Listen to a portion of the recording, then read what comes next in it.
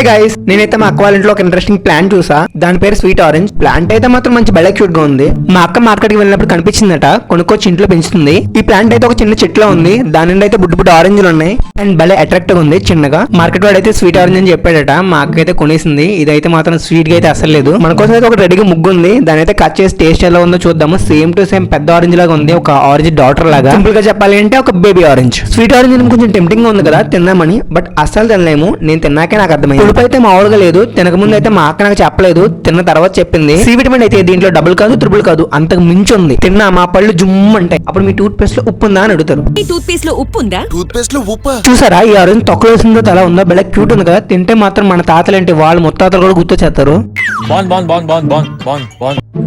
Sweet orange అని కొన్నారంట మా అక్క. కానీ స్వీట్ ఇవి చాలా పుల్లగా ఉన్నాయి. స్వీట్ ఆరెంజ్ కాదు పులుపు ఆరెంజ్. నాకైతే బాగా తీరిపోయింది. సో ఇదే మా video. So don't forget like share and subscribe.